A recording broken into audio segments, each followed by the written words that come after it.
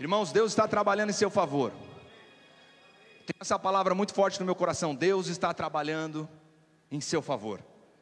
E eu quero dizer uma coisa para vocês, que uma revelação forte: Deus é Deus.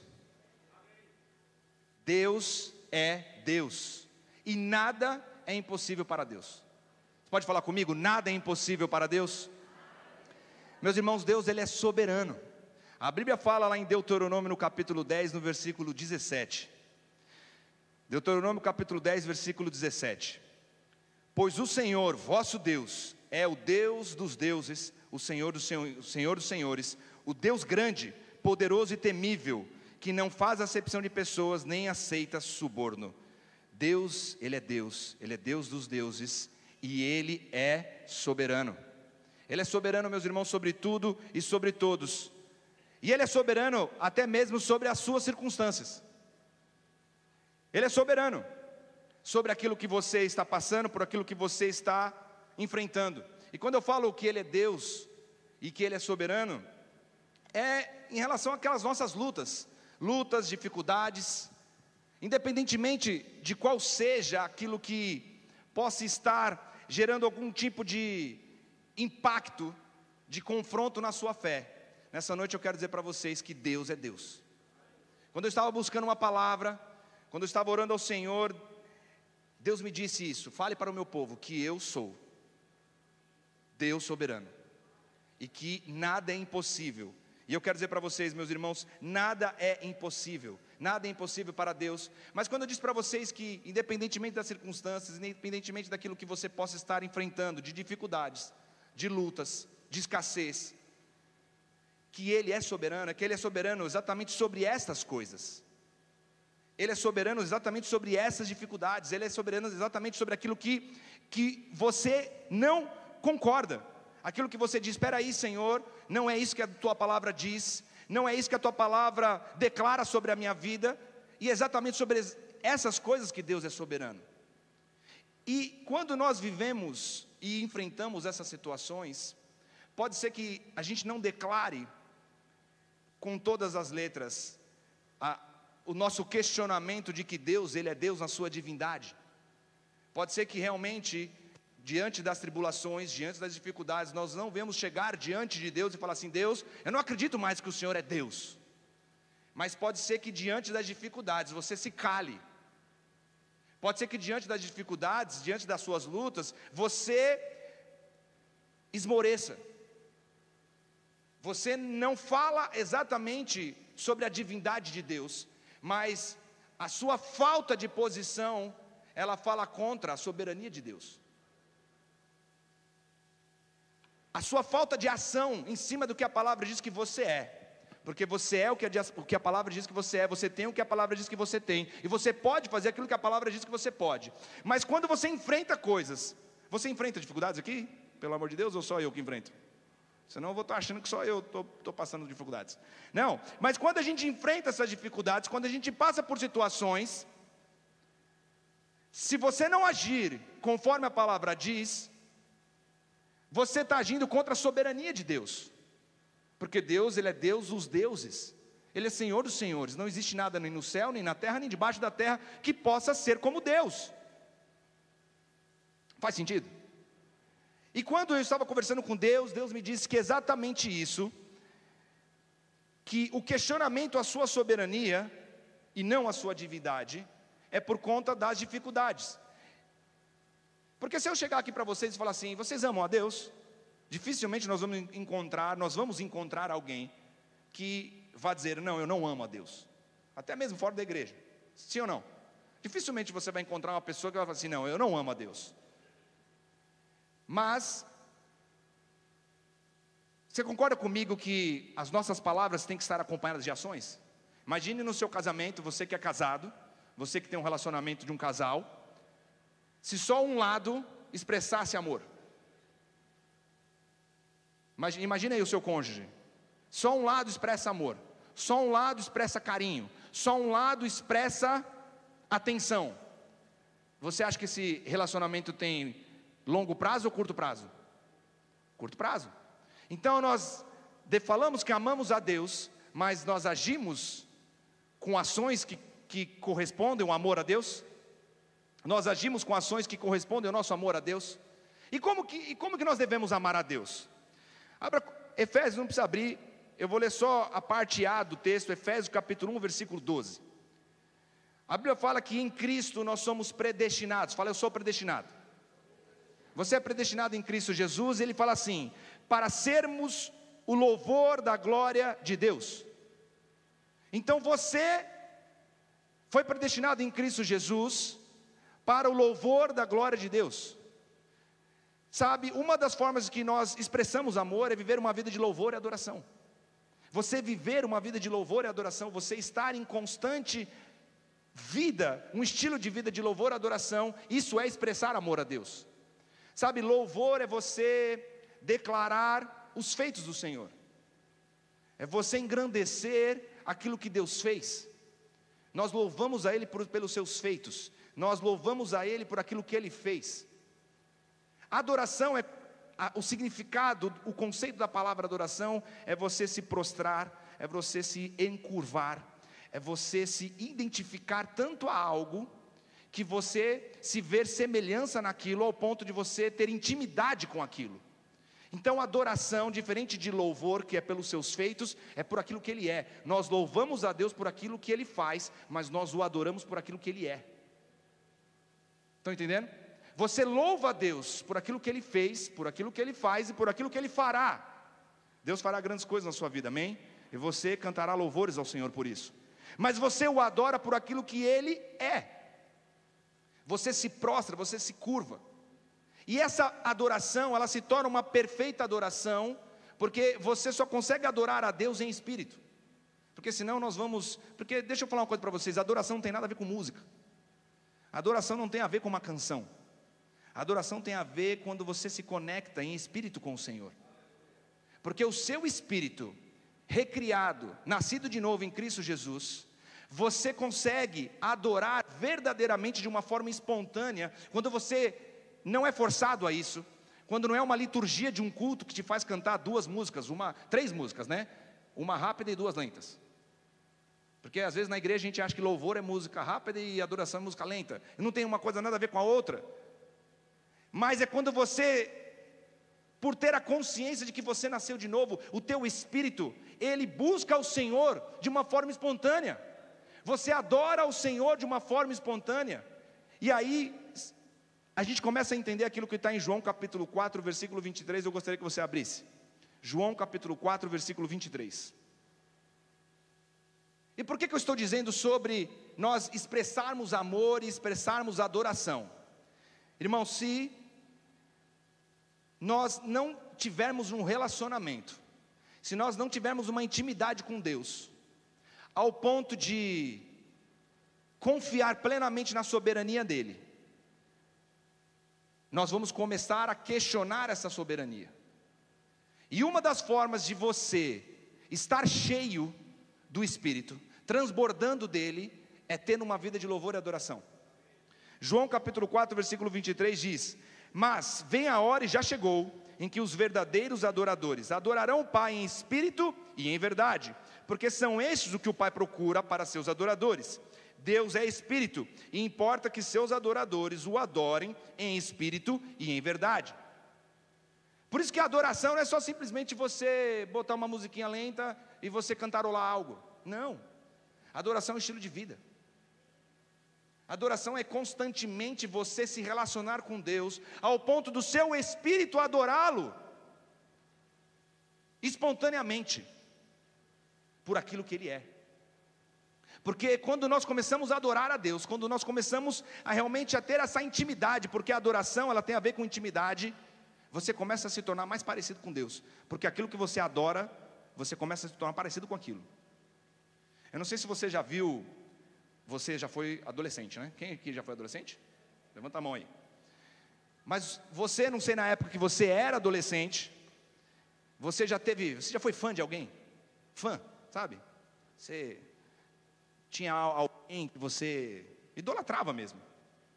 Você pode ver as meninas, os meninos, Eu vou falar dos meninos, né? Eles querem ser o Cristiano Ronaldo, querem cortar o cabelo como o Cristiano Ronaldo, eles querem bater falta como o Cristiano Ronaldo. As meninas, elas querem parecer com a cantora, elas querem usar a roupa da cantora, elas querem usar os perfumes da cantora, os perfumes que ela é paga para falar que usa, né? Porque eu duvido que ela use os perfumes que ela fala que usa.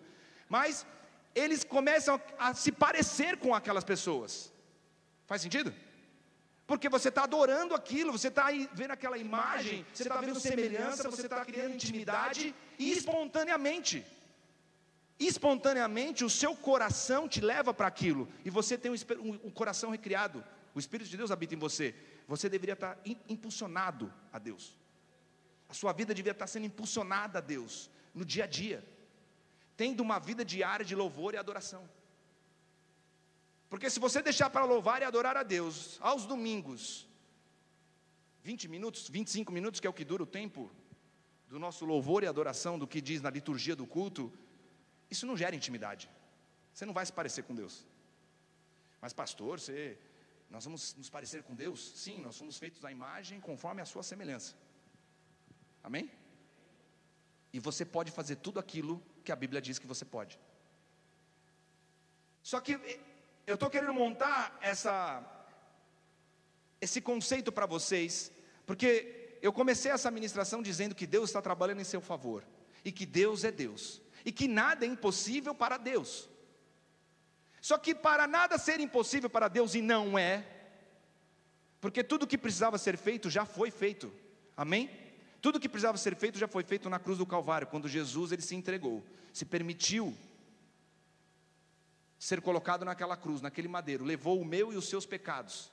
Colossenses diz que todo escrito de dívida foi cravado naquela cruz. Tudo aquilo que era contra você, tudo aquilo que falava contra você, tudo aquilo que podia fazer mal a você, não pode mais, porque já foi colocado na cruz.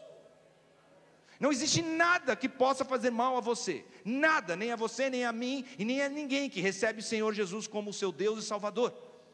Porque todo escrito de dívida foi cravado na cruz, e ao terceiro dia ele ressuscitou e te deu essa vida, a vida eterna, a vida abundante.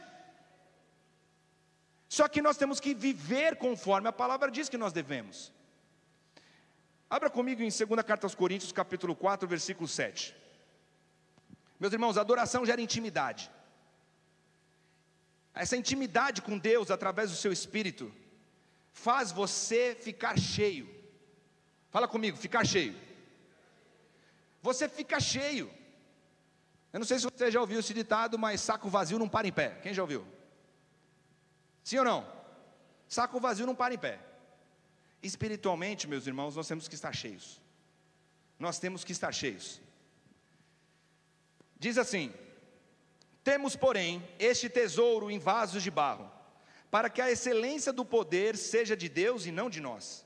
Em tudo somos atribulados, porém não angustiados, perplexos, porém não desanimados, perseguidos, porém não desamparados, abatidos, porém não destruídos, levando sempre no corpo a morrer de Jesus, para que também a sua vida se manifeste em nosso corpo. Você pode dar glória a Deus por essa palavra? Meus irmãos, existe um poder que habita em mim e habita dentro de você. Esse poder é o Espírito de Deus. Aqui a Bíblia está dizendo que existe um poder, existe algo disponível da parte de Deus, para que opere. Mas, e aí você vai falar assim, mas operar aonde? É operar em você. É para operar em você, e deixa eu dizer mais, é para operar através de você. Existe um poder do Espírito disponível para que ele haja na sua vida. E haja onde? Nas suas dificuldades. Haja onde? Na escassez. Haja onde? Na doença. Haja onde? Na morte. O Espírito de Deus vai agir através da sua vida. 2 Coríntios capítulo 4, nós vamos ler o próximo versículo, que é o 13. Pula aí o 11 e o 12. Tendo, porém, o mesmo Espírito da fé, como está escrito, eu criei, por isso é que falei. Também nós cremos, por isso também falamos. Meus irmãos, o Espírito de Deus está dentro de você, disponível para agir em você e agir através de você. Só que você tem que botar isso para fora. Você tem que falar. Nós somos da fé. Não porque nós somos da fé, porque foi intitulado pela igreja Verbo da Vida, não, porque a palavra diz que você é o povo da fé, e você vive pela fé, e você tem o Espírito da fé, e você crê, por isso você fala. Eu criei e por isso falei, nós cremos e por isso é que nós falamos. E é por isso que você tem que olhar para aquilo que não está de acordo com a palavra. Você tem que crer no que a palavra diz e você tem que falar contra essas situações, contra essas circunstâncias. E vai falar quando? E até quando? Vai falar até que aconteça. Vai falar até que se cumpra. Porque Deus não é homem para que minta, nem filho de homem para que se arrependa. Tudo que Deus falou vai acontecer. Mas eu não estou vendo. Deixa eu falar uma coisa para você não precisa ver. Não, mas eu não estou sentindo. Muito menos você precisa sentir. Você precisa falar e crer e não duvidar. Sabe, eu não sei quantos leram a mensagem que o pastor Janduí mandou essa manhã, mas ele falou um pouco sobre isso. Provérbios capítulo 18, versículo 21. A morte e a vida estão no poder da língua. O que bem a utiliza, come do seu fruto. Morte e vida. Morte e vida.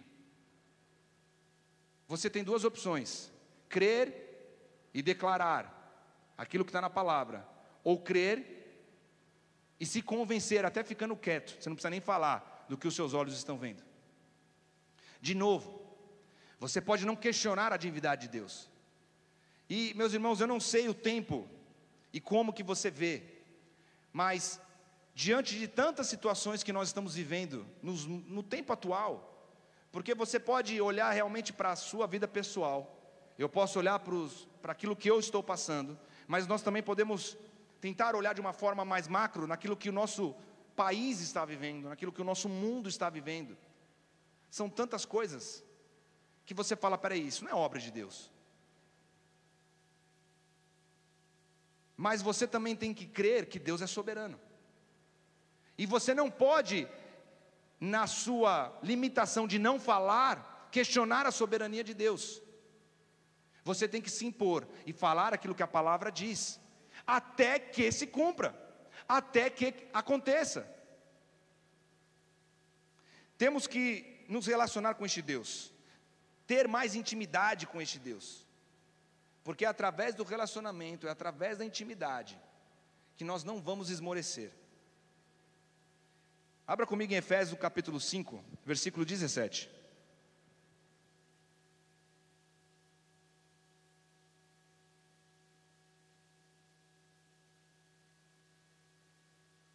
Efésios capítulo 5, versículo 17. Diz assim: por esta razão, não vos torneis insensatos, mas procurai compreender qual é a vontade do Senhor.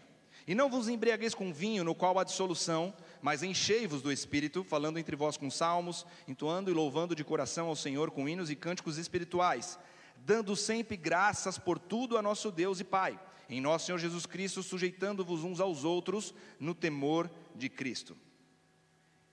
Gente, esse texto ele fala três coisas que eu acho muito interessante. Primeiro que ele fala assim, não seja insensato. E vamos falar a verdade, né? Deus está falando assim, não seja doido, não seja maluco, não seja louco. Olha como ele começa o texto: não seja louco, não seja insensato, não se embriague com vinho, onde há contenda, mas, fala comigo, enchei-vos. Mas devemos ser cheios do Espírito. Sabe, aqui existem duas ordens, uma daquilo que nós não devemos fazer, mas a gente esquece que existe uma outra ordem, daquilo que se deve fazer. A Bíblia é clara, ela fala assim, não seja maluco, não seja maluco, não se embriague com vinho, porque ali há contenda, beleza? Está claro? Não se deve fazer isso. E aí o pessoal para por aí. A outra ordenança é tão importante quanto a primeira. Da mesma maneira que você não deve ficar embriagado com vinho, se encha do Espírito. E ele ainda fala como você deve fazer isso. Cantando hinos, adorando ao Senhor, tendo uma vida de louvor e adoração. Meus irmãos, ser cheio do Espírito não é uma opção. Ser cheio do Espírito é uma obrigação. Ser crente cheio do Espírito não é, esse cara é cheio do Espírito, vira uma qualidade. Uma vez eu estava recebendo uns currículos na minha empresa para fazer seleção. E aí uma pessoa chegou para mim e falou assim, olha, essa pessoa pode contratar porque ela é honesta. Mas honestidade não é atributo. Honestidade não é uma qualidade. Eu sou formado em direito, falo inglês e sou honesto. Não!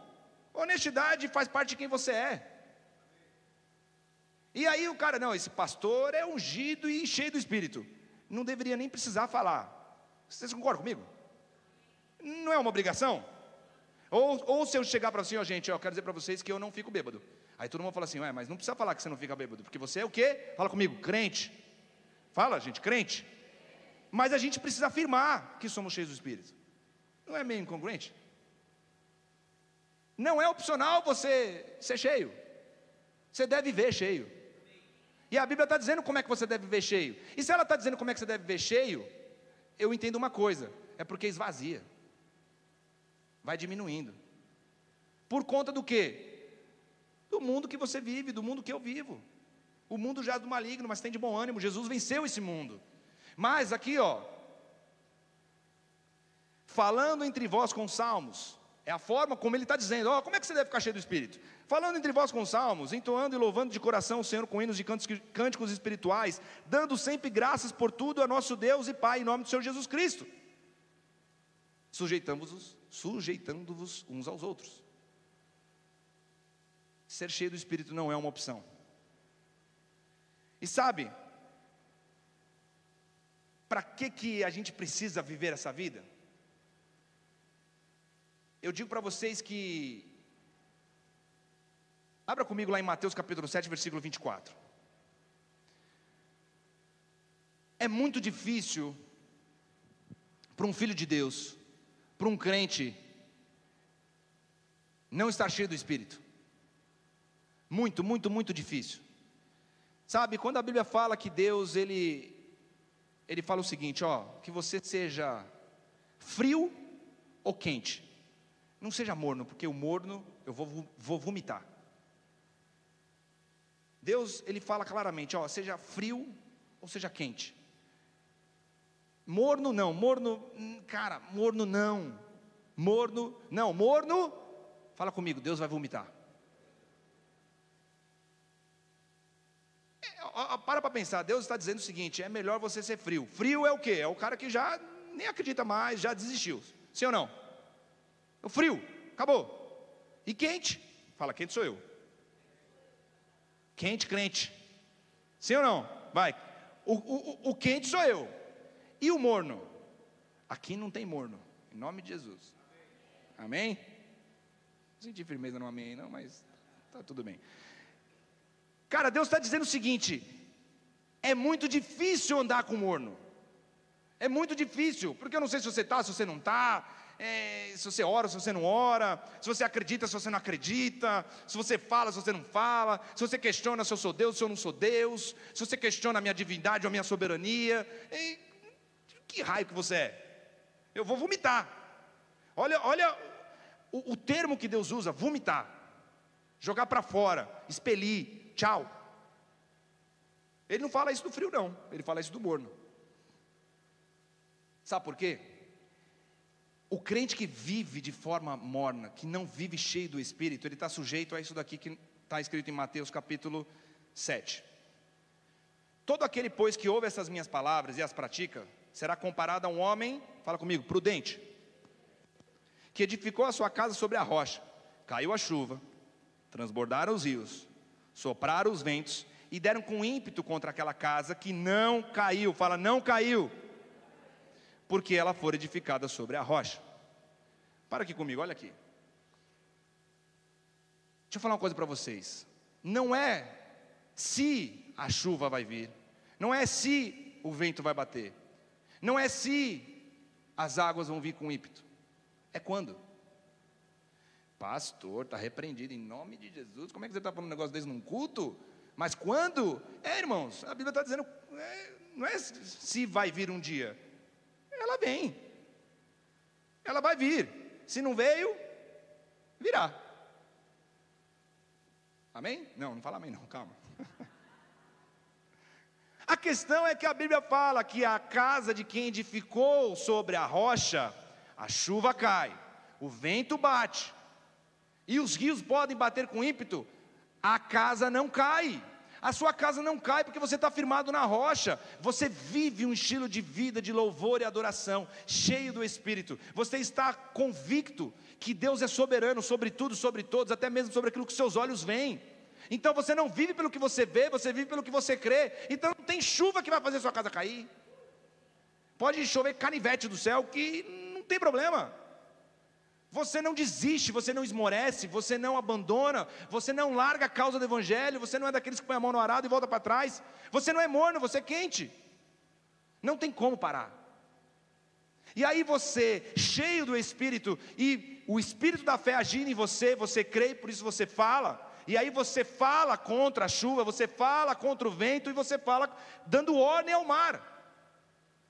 E você começa a viver de uma forma espiritual, não de uma forma natural. E por que eu disse que é muito difícil o crente não ser cheio do Espírito e viver? Porque não tem como lutar naturalmente com isso. É espiritualmente, porque Cristo já venceu tudo na cruz do Calvário. É só a gente usufruir dessa posição de vitória. Você pode dizer um amém? Eclesiastes capítulo 11, versículo 5. Abra lá comigo. Eclesiastes capítulo 11, versículo 5.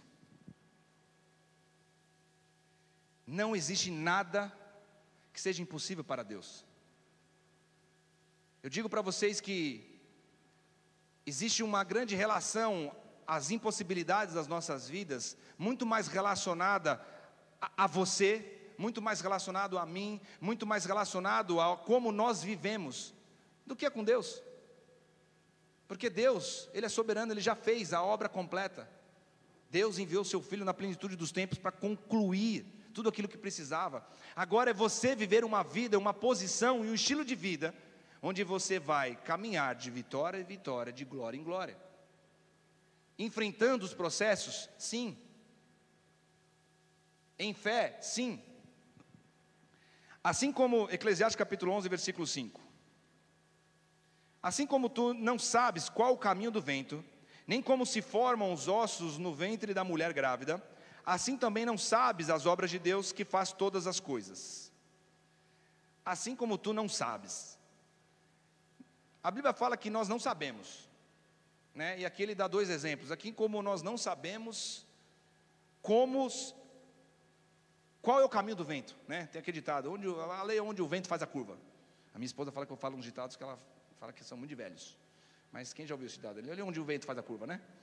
Mas ninguém sabe do vento. Você sabe de onde vem o vento?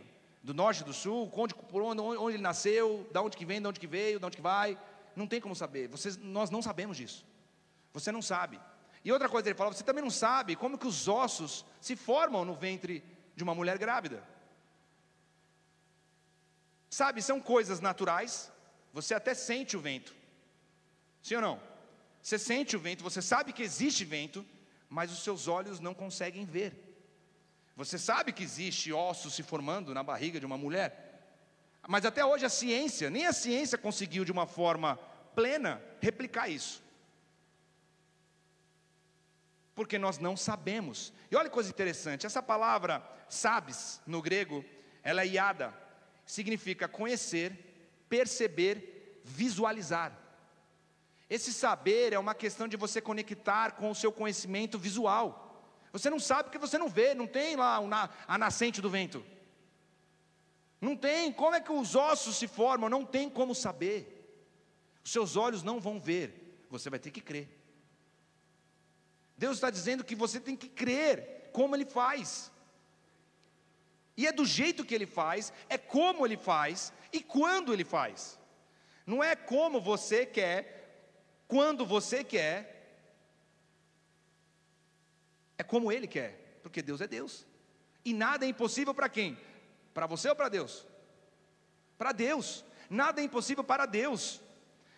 E aí ele termina o texto dizendo assim: o agir de Deus, a forma como Ele faz, tudo como Ele faz, você não vai conseguir visualizar e compreender, você vai conseguir crer.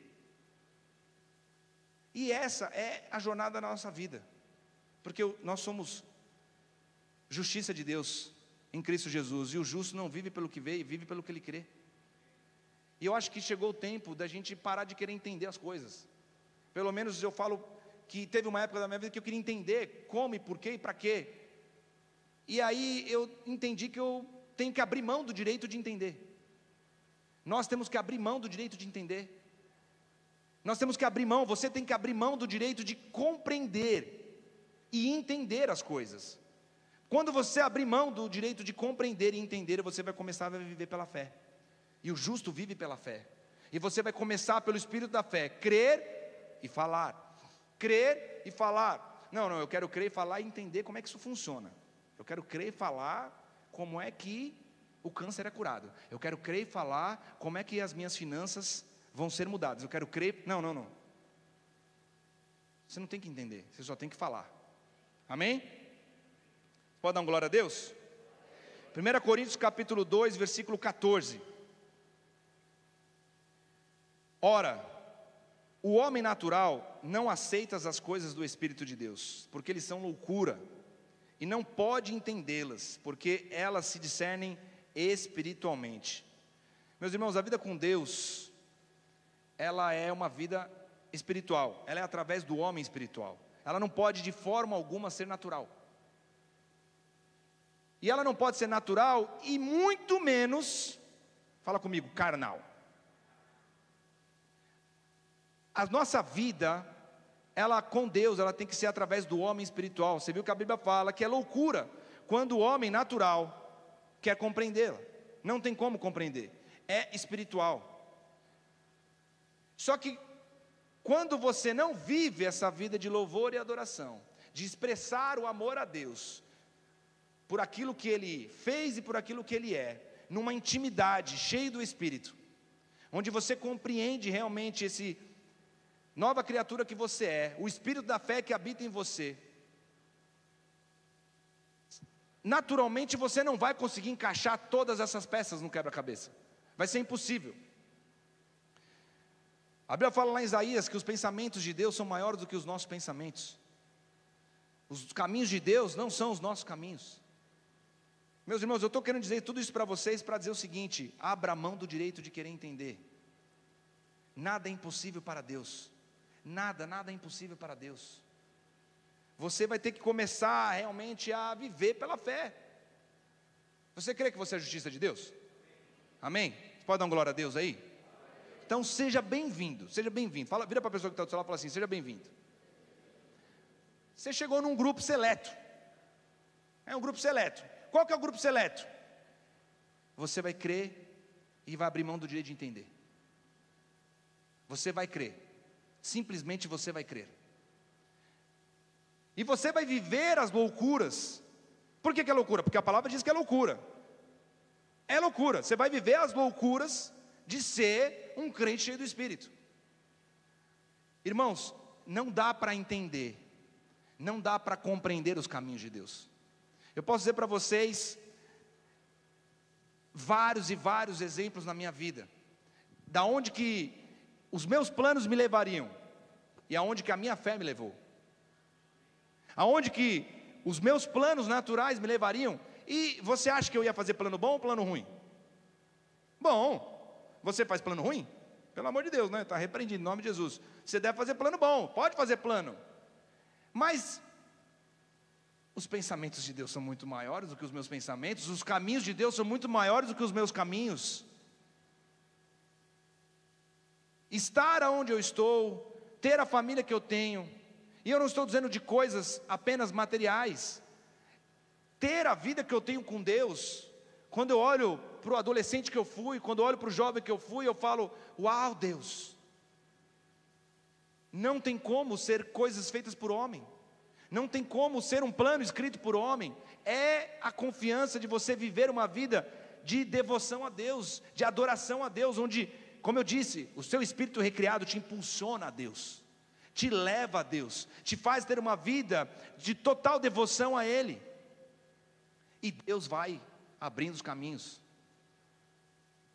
Você pode ser atribulado, mas você não vai ter a casa caída. Você pode passar dificuldades, mas você não vai ter problemas que vai te impedir de viver aquilo que Deus tem para você. Amém?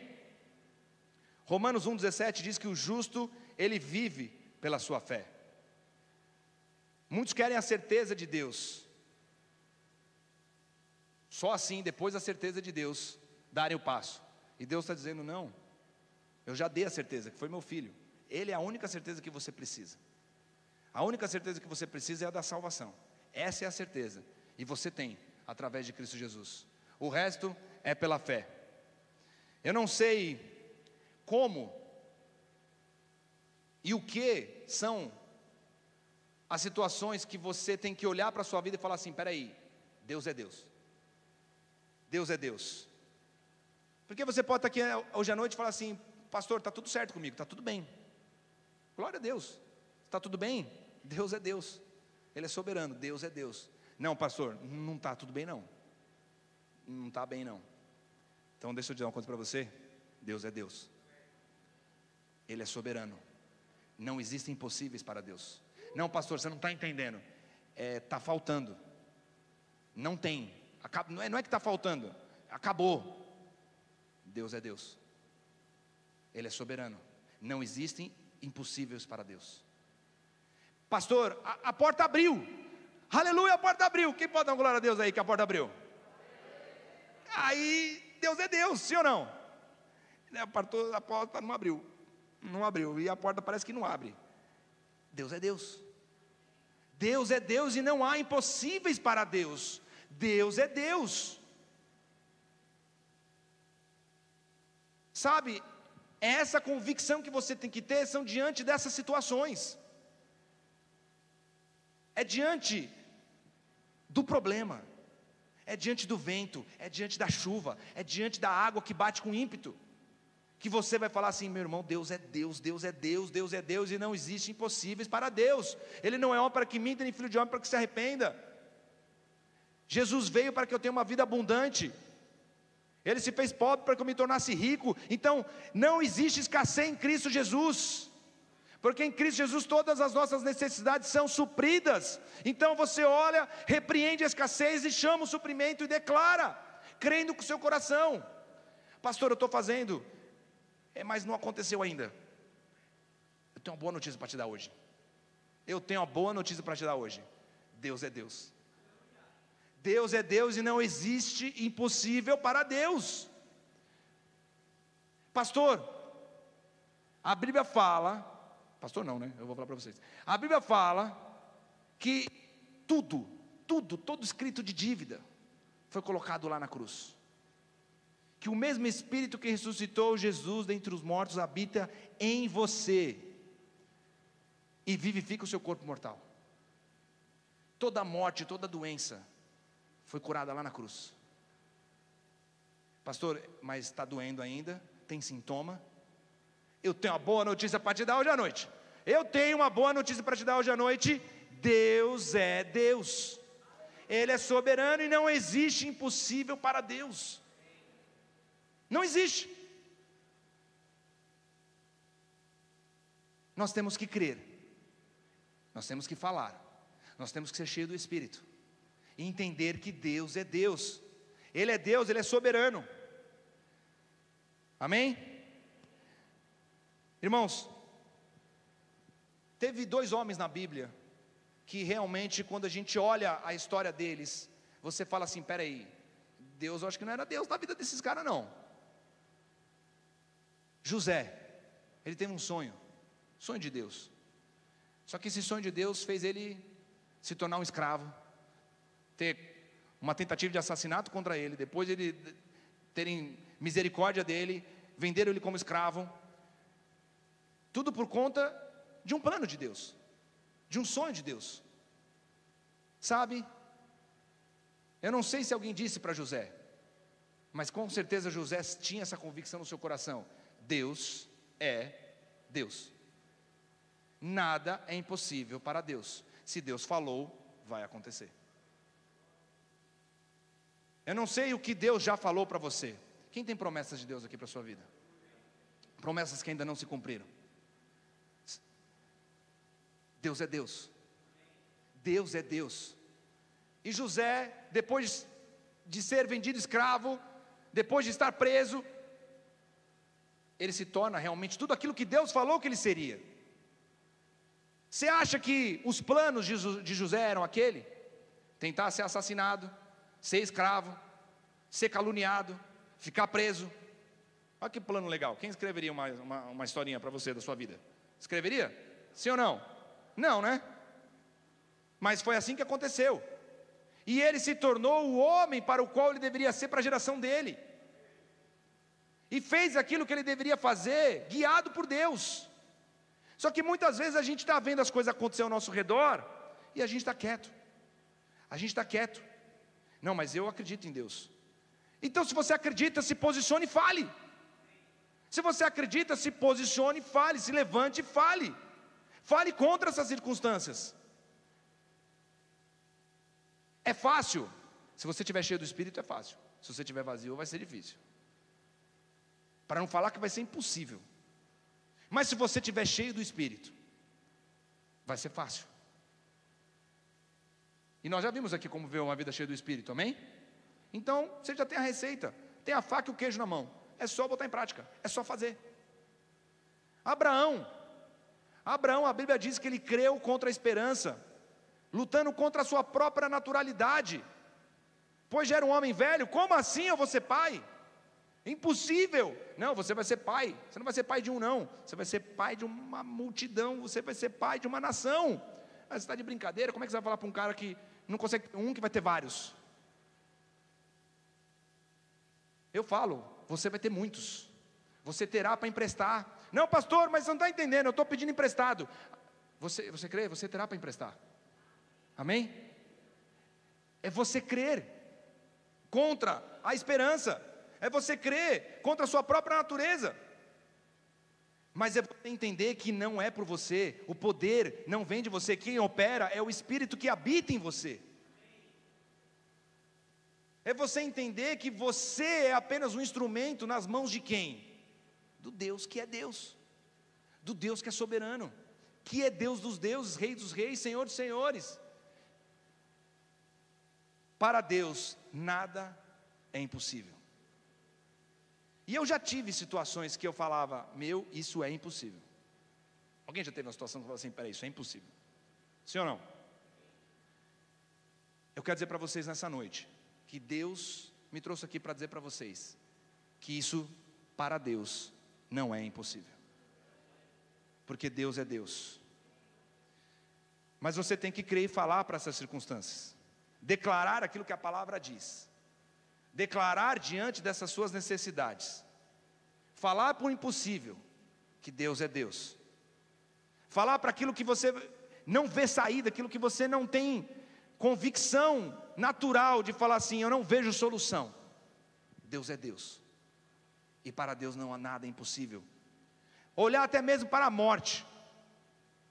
Sabe, meus irmãos, a Bíblia, em Mateus, Jesus diz que, eu queria já chamar o pessoal do louvor para subir. Jesus, ele fala assim, à medida que o meu reino é pregado, fala o meu reino. Fala de novo, o meu reino. A Bíblia fala, à medida que o meu reino é chegado, à medida que o meu reino é chegado, à medida que o meu reino é anunciado, dependendo da tradução, cure os enfermos, liberte os cativos e ressuscite os mortos. Sabe o que eu entendo com isso? Que no reino de Deus, porque ele fala, à medida que o meu reino é pregado, à medida que o meu reino é anunciado, à medida que o meu reino chega, o curado, o enfermo é curado, o cativo é liberto e o morto é ressuscitado.